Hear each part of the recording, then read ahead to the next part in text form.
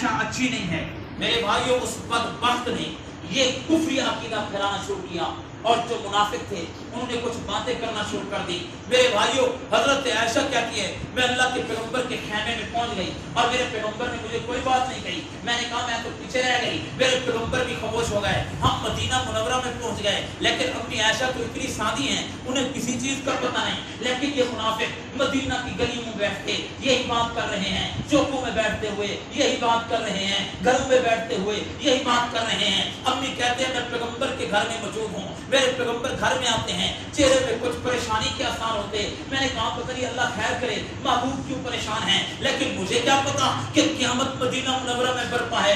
کہتے ہیں کہ اللہ کے پاک پیغمبر گھر میں آتے, بڑی عجیب حالت ہوتی. میرے ساتھ وہ محبت کی بات نہیں تھی, میرے ساتھ وہ انداز نہیں تھا, لیکن میں نے کہا ہو سکتا ہے میرے پیغمبر کسی بات میں پریشان ہوں, لیکن مجھے کیا پتا کہ مدینہ منورہ میں قیامت برپا ہے. اگر یہ ماجرا نہ ہوتا تو اپنی عائشہ کی عظمت کیسے واضح ہوتی اور منافقوں کے چہرے پر لعنت کیسے بدلتی. میں نے کہا امی تیری عظمت پہ قربان جاؤں. یہ سارا واقعہ کرا کر اللہ نے قیامت تک اللہ نے رہتی دنیا تک تیرے دشمنوں کے چہروں پر لعنت برسا کے بتا دی کہ جو عائشہ کا دشمن ہے اس پر قیامت کی صبح تک لعنت برستی ہے. بے شک اگر یہ واقعہ پیش نہ آتا تو کچھ پتہ چلتا. امی کہتی ہے میں گھر میں ہوں, میرا پیغمبر مجھ سے وہ بات نہیں کرتے, وہ محبت کے انداز میں, لیکن میں نے کہا کوئی بات ہوگی. آخر میرے بھائیو ام مستہ رضی اللہ تعالیٰ عنہ یہ مستہ کی ماں تھی, مستہ صحابی, لیکن منافقین کی بات میں آ گئے. امی کہتے ہیں ان کے ساتھ چند دنوں کے بعد میں قضاء حاجت کے لیے باہر رات کو نکلی اور ام مستہ کو ایک پاؤں میں پتھر لگا. ام مستہ کو جب پتھر لگا تو ام مستہ نے کہا اللہ مستہ پر لعنت کر. امی کہتے ہیں جب یہ بات ہوئی میں نے کہا ام مستہ تو اپنے بیٹے کو لعنت کرتی ہے.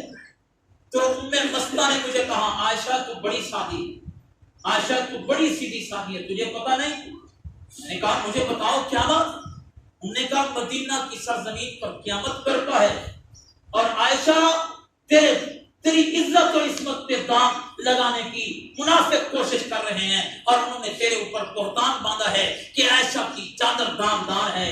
اما عائشہ رضی اللہ تعالیٰ کہتی ہیں مجھے سب سے پہلے اس وقت پتہ چلا اور یوں لگتا کہ عائشہ زمین پہ گر گئی اور مجھے اس نے پکڑ کر کھڑا کیا. میں نے کہا ہائے مجھے پتہ ہی نہیں ہے اور مدینہ کی سرزمین پہ قیامت برپا ہے. اما عائشہ کہتی ہے میں قضاء بھول گئی. میں نے کہا مجھے گھر لے چلو. میں گھر آ گئی اور مجھے اتنا تیز بخار ہوا اور میں چارپائی پر پڑی ہوں. میرے پیغمبر پہلے جب گھر میں داخل ہوتے تو کہتے آئے عائشہ کیف حالک, اے عائشہ تیرا حال کیا ہے. اب میں بیمار بھی پڑی ہوں لیکن میرا پیغمبر میرا حال نہیں پوچھتا, لیکن میں اللہ کے سامنے گر گڑا رہی ہوں کہ اللہ یہ کیا ماجرا ہے. پیغمبر بھی پریشان ہے اور سارے صحابہ پریشان ہیں. میرے بھائیوں یہ تو صحابہ کی حالت تھی, عائشہ کے بعد ابو بکر کی کیا حالت ہوگی, وہ اللہ کے سامنے کیا گر گڑانا ہوگا. میرے بھائیوں یہ مدینہ میں قیامت کا میزبان کیا ہوا ہے. اللہ نے یہ واقعہ کرا کر بتایا کہ ابو بکر بھی عظیم ہے اور ابو بکر کی بیٹی عائشہ بھی عظیم. بے شک اللہ کے پیغمبر نے کبھی نہیں پوچھا عائشہ کوئی کیا حال ہے, کوئی بات ہی نہیں کرتے. لیکن اللہ کے پیغمبر نے صحابہ کو جمع کیا ہے کسی اسنا باہر. اللہ کے پیغمبر نے صحابہ سے پوچھا بتاؤ مدینہ میں منافق یہ بات کر رہے ہیں, میں محمد کیا کروں صلی اللہ علیہ وسلم. میرے بھائیوں اس میٹنگ میں سیدنا صدیق اکبر کو نہیں بلایا. آئے ہے حضرت عمر فاروق موجود تھے. عمر فاروق تیری عظمت پہ قربان جاؤ. میرے پیغمبر نے سب سے پہلے عمر سے پوچھا اے عمر ما رائے, اور بتا میں محمد پریشان ہوں, بتا تیری رائے کیا ہے. اور سیدنا صدیق عمر فاروق کھڑے ہو کر تلوار نکال کر کہتے ہیں ھذا بہتان عظیم, اے میرے محبوب یہ بتائیں آپ کے بدن پر گندی مکھی بیٹھ سکتی ہے. اللہ کے پیغمبر نے فرمایا نہیں بیٹھتی. فرمایا یہ بتاؤ عائشہ سے نکاح ہم نے کرایا ہے یا رب نے کرایا ہے. میرے پیغمبر نے فرمایا رب نے کرایا ہے. تو سبھی عمر فاروق تیری جوتیوں پہ قربان ہو جاؤں. فرمایا ھذا بہتان عظیم, اے گندی مکھی آپ کے بدن پہ نہیں آ سکتی تو گندی عورت کیسے آ سکتی ہے. اے رب عائشہ کے اندر کوئی عیب نہیں, اگر عیب ہوتا تو آپ کی بیوی نہ بنتی. ھذا بہتان عظیم, اس سے بڑا لانتی کوئی نہیں جو عائشہ کی عزت پر داغ لگانا چاہتا ہے.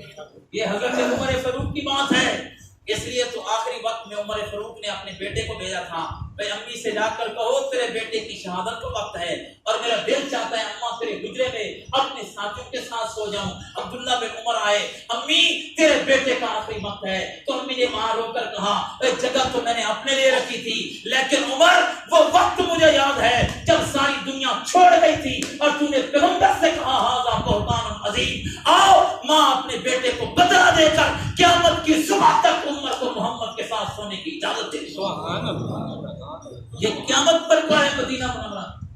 حضرت عثمان سے حضرت علی سے مشورے ہوئے، لیکن ایک صحابی نے مشورہ دیا کہ ہمیں تو پتہ نہیں کہ حضرت عائشہ کیا ہیں، آپ بریرہ کو بلائیں۔ بریرہ حضرت عائشہ کی غلام کی نوکر تھی۔ جب بلایا گیا تو اللہ کے پیغمبر نے بریرہ سے پوچھا بتاؤ ماں وجدت عائشہ، تو نے عائشہ کو کیسا پایا؟ اور سہیلی ہے، ساتھ رہتی ہیں، شاید کوئی بات مل جائے۔ آگے بریرہ کی عظمت پہ قربان جاؤں، انہوں نے کہا اے میرے محبوب آپ عائشہ کی عزت کی بات کرتے ہیں، وہ تو اتنی سادی ہے، کئی مرتبہ آٹا مل کے بھولتی ہے، بکری آ کر آٹا کھاتی ہے، عائشہ کو تو اتنا ہی پتہ نہیں چلتا۔ میرے پیغمبر سن بھی رہے ہیں لیکن منافق چپ ہی نہیں کرتے۔ میرے پیغمبر گھر آئے، اپنی عائشہ صدیقہ طیبہ طاہرہ نے کہا میں نے ایک اور بہانہ بنایا، وہ یہ تھا کہ اللہ کے پیغمبر سے جب بھی حضرت عائشہ نے کہا کہ اے میرے محبوب مجھے اجازت دیں میں اپنے ابا کے گھر میں ایک دو دن لگا کے آؤں، جیسے بچیاں اپنے باپ کے گھر میں جاتی ہیں، تو اللہ کے پیغمبر کہتے عائشہ تجھے میرے گھر میں محبت نہیں ملتی، تجھے ابو یاد آ جاتا ہے۔ میرے پیغمبر اجازت نہیں دیتے اور کبھی کبھی میں چلی جاتی۔ میں نے کہا اچھا بہانہ بناتی ہوں، میرے پیغمبر آپ کہیں گے عائشہ میرے گھر میں محبت نہیں ملتی، لیکن امی کہتی ہیں میرے پیغمبر آئے، میں نے کہا حضور لگتا ہے آپ کی طبیعت بھی کچھ ناساز ہے، اگر آپ کی اجازت ہو تو میں ابا ابو بکر کے گھر جاؤں؟ تو میں نے اس لیے پوچھا کہ محبوب کوئی پہلے والا جواب دیں گے، لیکن پیغمبر نے دوسری طرف چہرہ کر کے کہا ایسا جانا چاہتی ہے تو اجازت ہے۔ میرے پاؤں سے زمین نکلی، میں نے چادر اٹھائی اور روتے ہوئے میں پہلی مرتبہ اپنے باپ کے گھر میں آ رہی تھی۔ امی ایسا فرماتی ہیں جب میں ابا کے گھر میں آئی میں نے دیکھا کہ بوڑھا ابو بکر اللہ کے سامنے سجدہ کر کے رو رہا ہے کہ اللہ میری عائشہ کو بچانا ورنہ قیامت کی صبح تک ابو بکر چہرہ نہیں دکھا سکے گا، اور میرا ابا بھی رو رہا ہے، امی بھی رو رہی ہے۔ میں گئی تو سلام کیا، امی کہتی ہیں کہ میرے ابا نے بھی جواب نہیں دیا، ماں نے بھی جواب نہیں دیا، اور میرے باپ نے اتنا کہا کہ عائشہ جس سے محمد ناراض ہے ابو بکر اس سے بات نہیں کرے گا، ابو بکر تیرے عشق پہ قربان کہ تو کہاں تک چلا گیا، اولاد کو چھوڑ دیا لیکن محمد کے دامن کو نہیں چھوڑا۔ سیدنا صدیق اکبر نے کہا عائشہ اگر میرا پیغمبر ناراض ہے تو تیرے ساتھ صدیق بات نہیں کرتا، لیکن صدیق رو رہا ہے اور ان کی اماں جو ہے امی عائشہ کی ام رومان وہ رو رہی ہیں، قیامت برپا ہے۔ میرے بھائیوں یہ ماجرا کوئی ایک دو دن کا نہیں، مہینہ گزر گیا اور پوری سرزمین مدینہ پہ قیامت برپا ہے۔ امی عائشہ کہتی ہے میں تو چارپائی پہ لگی اور میرا ابا بھی مجھ سے بات نہیں کرتا، بس روٹی رکھ دیتے، اور صدیق اکبر بھی روتے ہیں ہائے مجھے بتاؤ صدیق نے کس انداز میں میرے پیغمبر کے پیچھے نمازیں پڑھی ہوں گی، اور جن کی بچیوں پہ تہمتیں لگتی ہیں بتاؤ کہ ان کے باپ کا کیا ہوگا۔ تو صدیق نے سب کچھ پیغمبر کے لیے قربان کیا، آج وقت آ چکا ہے اور کس انداز میں نمازیں پڑھتا ہوگا، کس انداز میں گھر واپس ہوتا ہوگا۔ پورا مہینہ گزر گیا، اللہ کی طرف سے کوئی وحی نہیں آئی اور مدینہ منورہ میں قیامتیں برپا ہیں۔ امی عائشہ فرماتی ہے مہینہ گزرنے کے بعد میرا ابا میرے پاس تھا، امی پاس تھی، کوئی بات ہی نہیں کرتے، اور اب سیدنا صدیق اکبر بیٹھے ہوئے رو رہے ہیں۔ اتنے میں دیکھا کہ دروازے پہ دستک آئی، سیدنا صدیق اکبر کھڑے ہوئے، اور یہ پہلی مرتبہ تھا کہ میرے پیغمبر گھر کے اندر تشریف لائے۔ میرے سیدنا صدیق اکبر نے دروازہ کھولا اور میں نے دیکھا میرے پیغمبر کی آنکھوں سے بھی آنسو تھے، اور صدیق بھی رو کر اللہ سے عرض کر رہے تھے اللہ عائشہ کی برات کا اعلان کر کے قیامت کی صبح تک صدیق کے گھرانے کی عظمت کے ڈنکے بجا دیں۔ میرے پیغمبر گھر آئے اور آنسو جاری ہیں۔ میں نے کہا چلو کوئی تسلی دینے آئے ہوں گے، لیکن مہینہ گزرنے کے بعد میرے پیغمبر قریب آئے اور میرے ابا بھی بیٹھے ہوئے ہیں، لیکن اللہ کے پیغمبر نے آ کر وہاں جو جملہ کہا سیدنا کہتی ہیں اس وقت تو میرے دل پھٹ گیا۔ میرے پیغمبر قریب آئے، میں نے کہا کوئی تسلی کی بات ہوگی، لیکن اللہ کے پاک پیغمبر نے آ کر کہا یا عائشہ ان کنت ہم تتبزن بالفتوبی الی اللہ، عائشہ اگر تجھ سے گناہ ہو گیا ہے تو اللہ سے توبہ کر، اللہ تیرا گناہ معاف کر دے گا۔ میں نے کہا اے اللہ ساری کائنات میرے اوپر بات کرے، اب تو میرے پیغمبر کو بھی میرے اوپر شک ہے۔ وہ صدیق رو رہا ہے، ایسا کہتے ہیں میرے چیخیں نکل گئیں، مجھے تو حضرت یوسف کا نام بھی بھول گیا، اور میں نے کہا میرے محبوب اگر آپ مجھے کہتے ہیں میں تو یعقوب کی طرح یوں کہوں گی کہ واللہ المستعان علی ما تصفون، اور کوئی بھی مدد کرنے والا نہیں ہے، اس حال میں مدد کرنے والا ہے تو اللہ رب الرحمن۔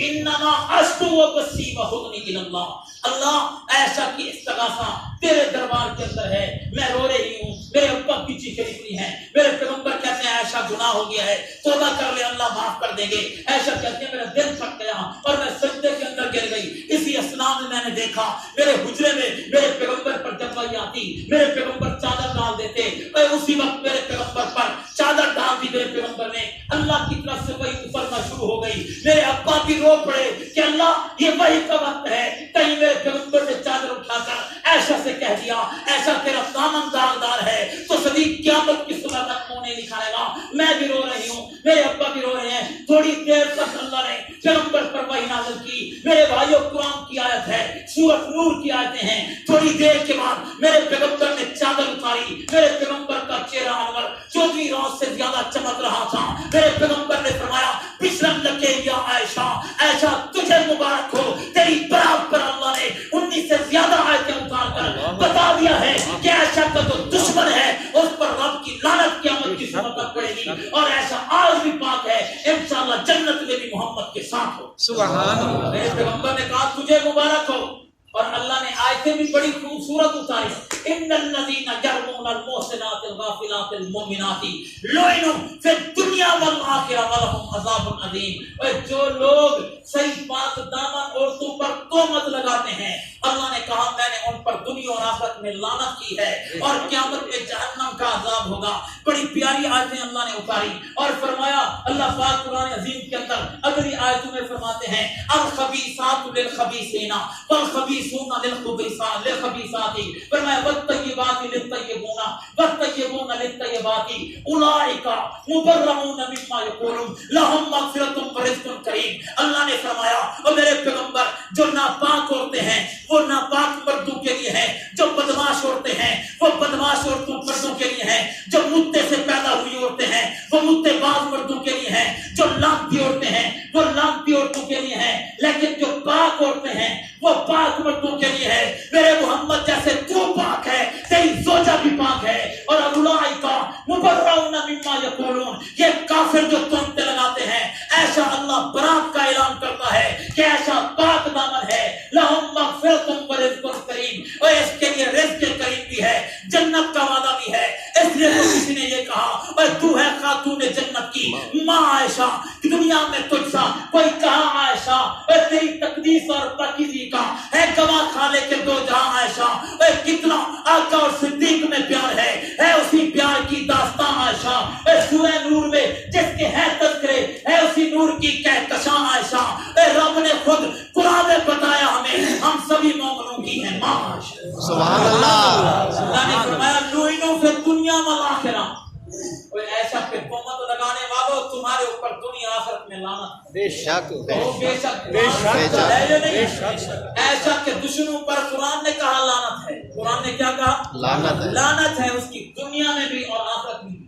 وَلَهُمْ عَذَابٌ عَظِيمٌ، اللہ کا غصہ ٹھنڈا نہیں ہوا، فرمایا صرف لعنت نہیں، قیامت کے دن انہیں اٹھا کر جہنم کا ایندھن بناؤں گا، اور میں حق نواز اور میں ایک شہدائے جو دفاع صحابہ میں اور جنگی پرداز میں اتر گیا، اور مجھے تو آیتیں بھی آج سمجھ آئیں جو ممبروں پہ کھڑے ہو کر جس نے کہا اور یا رومان تیری عظمت پہ قربان جاؤں، اور ماں کی عزت کے دوپٹے پر حفاظت کرتے ہوئے اپنے بچوں کو یتیم کرا کے قبر کی پرداروں میں اتر کر یہ بتا گئے ہیں کہ ایسا کہ دشمن پر دنیا میں بھی لعنت ہے اور آخرت میں بھی لعنت ہے۔ تو بے شک ہے، بے شک یہ ہم نے کہا یا قرآن نے کہا؟ قرآن۔ اور یہ صرف اس وقت تھا یا ہمیشہ ہے؟ ہمیشہ۔ جب تک یہ آیت ہے ایسا کہ دشمنوں پر لعنت پرستی رہے گی، اور اللہ نے کہا ایسا پاک باز ہے میرا محمد بھی پاک اور میرے محمد کا گھرانہ بھی پاک۔ بے شک ایسا ہے یا نہیں؟ دعا کرو اللہ تعالیٰ مجھے آپ پر عمل کرنے کی توفیق عطا فرمائے۔